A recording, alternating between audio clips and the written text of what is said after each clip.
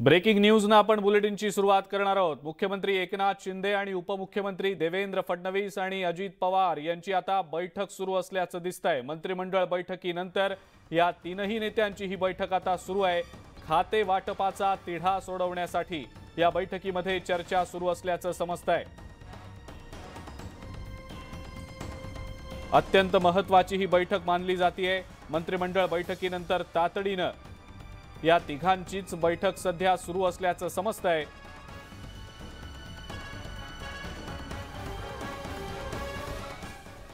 अजित पवारांसह राष्ट्रवादीच्या 9 जणांचा मंत्रिमंडळामध्ये समावेश झाल्यानंतर आता त्यांना कोणतं खातं मिळणार याचीच उत्सुकता लागून होती आणि अखेरीस ती उत्सुकता लवकरच संपणार असल्याचं देखील समोर आलेलं आहे। राष्ट्रवादीच्या मंत्र्यांच्या संभाव्य खाते वाटपाची यादी न्यूज 18 लोकमतच्या हाती लागलेली आहे आणि या यादीनुसार उपमुख्यमंत्री अजित पवार यांना महसूल खातं मिळणार आहे, तर छगन भुजबळ यांच्याकडे ओबीसी कल्याण खात्याची जबाबदारी सोपवली जाऊ शकते। दिलीप वळसे पाटलांकडे संसदीय कार्य आणि कृषी, तर अदिती तटकरे यांच्याकडे महिला आणि बाल विकास खात्याची जबाबदारी सोपवली जाऊ शकते। ही यादी राज्यपालांच्या मंजुरीसाठी राजभवनात पाठवल्याची देखील माहिती मिळते।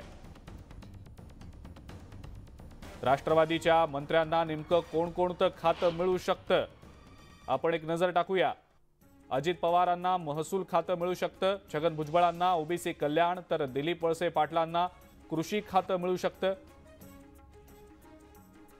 हसन मुश्रीफ यांना औकाफ आणि कामगार कल्याण हे खातं मिळण्याची शक्यता आहे। अदिती तटकरे यांना महिला आणि बाल कल्याण खातं मिळण्याची शक्यता आहे। मंत्री दीपक केसरकर सध्या बोलतायत, आपण थेट जाऊया तिकडे। दृष्टीने अत्यंत महत्त्वाचा असा विषय त्या ठिकाणी मान्यतेसाठी होता, तो म्हणजे सावंतवाडी तालुक्यातील कबुलातदार गावकर या सदरच्या जमिनी होत्या आणि त्याच्यामुळे अशी गाव होती की ज्या ठिकाणी 90% जमिनी या कबुलातदार गावकर या सदरातल्या होत्या। तत्कालीन सरकारने एकाच वेळेला त्या सगळ्या महाराष्ट्र शासन केल्या आणि त्याच्यामुळे हजारो शेतकरी हे जमिनीच्या मालकीपासून वंचित राहिलेले होते। ज्यावेळेला आदरणीय फडणवीस साहेब मुख्यमंत्री होते आणि चंद्रकांत दादा हे रेव्हेन्यू खात्याचे मंत्री होते, महसूल खात्याचे, त्यावेळेला हा प्रश्न सोडवण्याच्या संदर्भात निर्देश देण्यात आलेले होते। परंतु दरम्यानच्या काळामध्ये सरकारमध्ये बदल झाला आणि उद्धव ठाकरे साहेब हे मुख्यमंत्री झाले, त्यावेळेला पूर्वीच्या सर्व निर्णयांना स्थगिती देण्यात आली आणि मी स्वतः शिवसेनेचा आमदार म्हणून किमान 7-8 वेळा तरी उद्धव साहेबांना भेटलो होतो आणि ही स्थगिती तुम्ही उठवावी, कारण हा शेतकऱ्यांच्या संदर्भातला विषय आहे अशी विनंती मी त्यांना केलेली होती। परंतु 2.5 वर्षामध्ये ही स्थगिती उठवण्यात आली नाही आणि मी अनेक वेळा सांगितलेलं आहे की आमदारांची जी कामं असतात ती आमदारांची स्वतःची नसतात, ती गोरगरीब शेतकऱ्यांची असतात आणि शेतकऱ्यांच्या संदर्भात एवढं असंवेदनशीलपणे हे प्रकरण हाताळलं गेलं आणि त्याच्यामुळे हे प्रकरण जवळजवळ 2.5-3 वर्ष पेंडिंग राहिलं।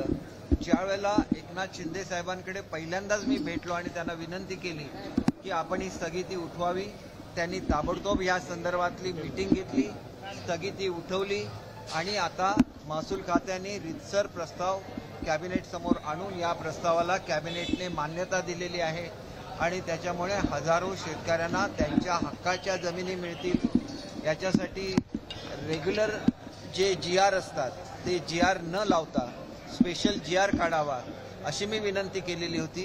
ती विनंती सुद्धा शासनाने मान्य केलेली आहे आणि त्याच्यामुळे एकंदर 3 पूर्ण गावं अशी होती की ज्याच्यामधल्या 90-95% जमिनी या कबुलातदार गावकर या सदरामधल्या होत्या।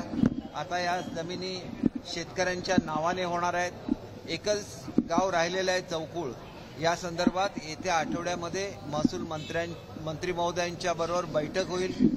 त्यांचं म्हणणं होतं की जो फॉर्म्युला तुम्ही आंबोली गेळेला लावला असा न लावता वेगळा फॉर्म्युला आमच्या गावापुरता लावावा, त्याच्यावर सुद्धा चर्चा होईल।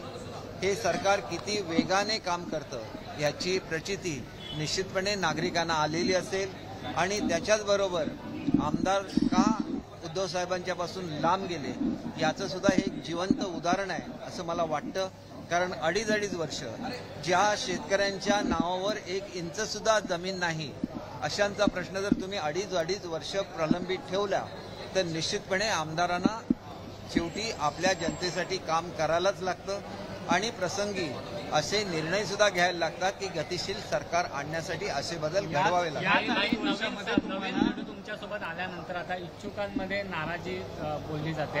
इच्छुकांचं काय होणार असा आता सवाल उपस्थित बघा, उरलेल्या ज्या 14 जागांच्या मध्ये ज्यावेळेला त्याचा शपथविधी होईल त्यावेळेला इच्छुकांचा प्रश्न सुद्धा सुटणारच आहे. परंतु सरकार अधिक मजबूत होणं, सरकार अधिक गतिशील होणं हे सगळ्याच आमदारांची इच्छा आहे की आमच्या मतदारसंघातली कामं व्हावी, महाराष्ट्रातली कामं व्हावी आणि त्याच्यामुळे सरकार अधिक मजबूत बनलेलं आहे आणि अधिक गतिशीलतेने निर्णय घेईल. आज सुद्धा कॅबिनेट अत्यंत खेळीमेळीच्या वातावरणामध्ये झाली आणि निश्चितपणे पुढच्या काळामध्ये आपल्याला अधिकची गती ही प्रशासनाला आलेली निश्चितपणे. 2.5 वर्षामधलं जे काम झालं नव्हतं ते काम पूर्ण केलं आज असं तुम्ही सांगताय कॅबिनेटमध्ये. मात्र याच 2.5 वर्षामध्ये तुम्हाला फंड मिळत नव्हता असं वारंवार 100% अजितदादांबद्दल करत होता आणि आज बघा, अर्थमंत्र्यांनी जर निधी दिला नाही तर मुख्यमंत्र्यांना अधिकार असतो आणि तो अधिकार वापरायला लागतो.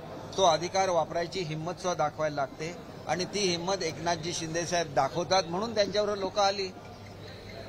मी आपल्याला एक किस्सा सांगतो की आमच्याकडची एक योजना होती ती बंद करायचा निर्णय अजितदादांनी घेतलेला होता. माझे अजितदादांचे अतिशय चांगले संबंध आहेत. मी त्यांना जाऊन ज्याला भेटलो त्याला सांगितलं की माझ्या काही कारणामुळे मी हा निर्णय घेतलेला आहे, परंतु मुख्यमंत्री साहेबांनी मला सांगितलं तर मग मी हा निर्णय बदलू शकतो.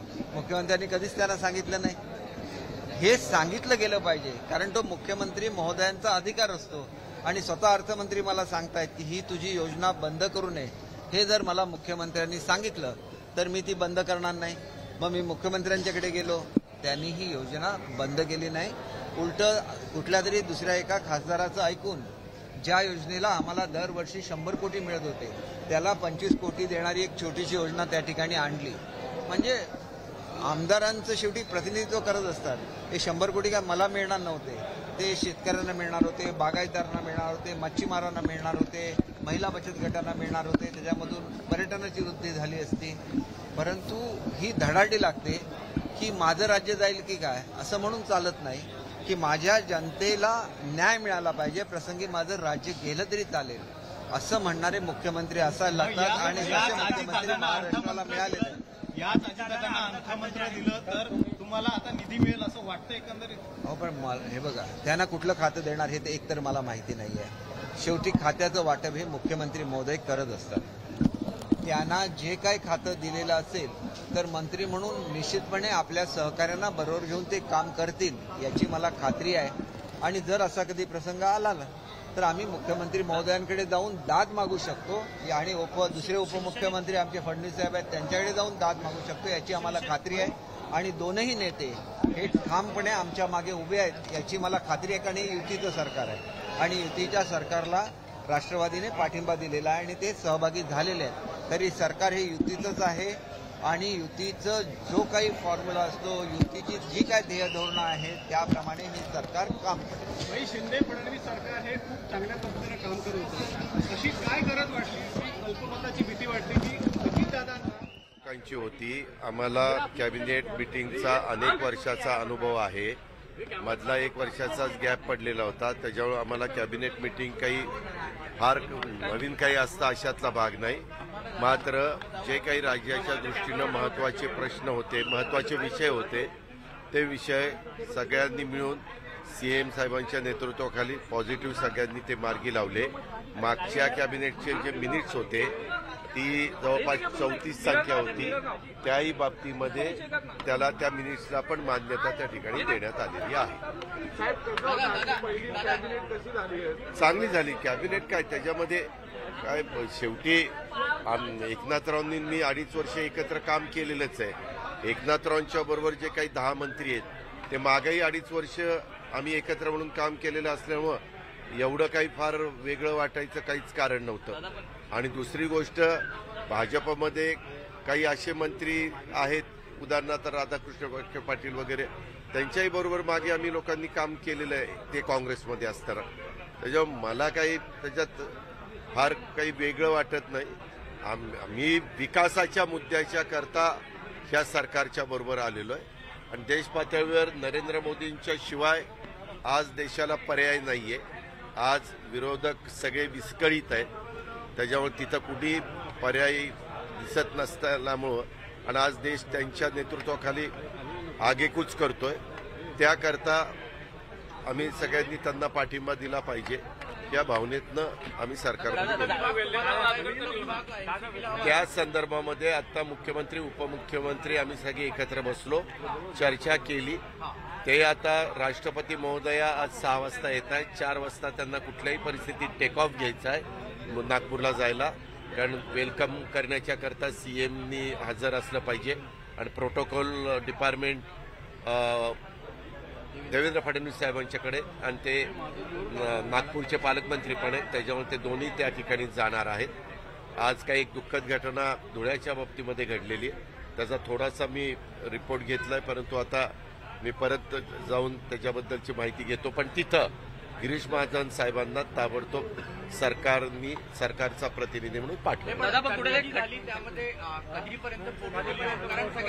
आज ऐका ना, आज रात्री ते राष्ट्रपती महोदयांचं वेलकम केल्यानंतर ते म्हणले आम्ही रात्री दोघं तिथं बसतो आणि पुन्हा तिथनं जर वेळ पडली तर तुमच्याशी संपर्क साधतो. परंतु 1-2 दिवस 1 मिनिट आम्ही एकत्रपणे काम करायचं ठरवलेलं आहे.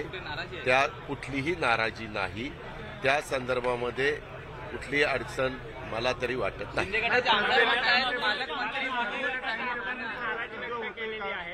आदिती तटकरे पालकमंत्री म्हणून आम्ही स्वीकारणार. एक मिनिट, त्या संदर्भामध्ये ज्यावेळेस एका पक्षामध्ये देखील मंत्रिमंडळाचा विस्तार किंवा पदं द्यायची असतात, डिपार्टमेंट द्यायचे असतात किंवा पालकमंत्री पदं द्यायची असतात, तर असे काही वेगवेगळ्या प्रकारचं मतमतांतर असू शकतं. डेमोक्रेसी आहे, प्रत्येकाला आपलं म्हणणं मांडण्याचा अधिकार आहे.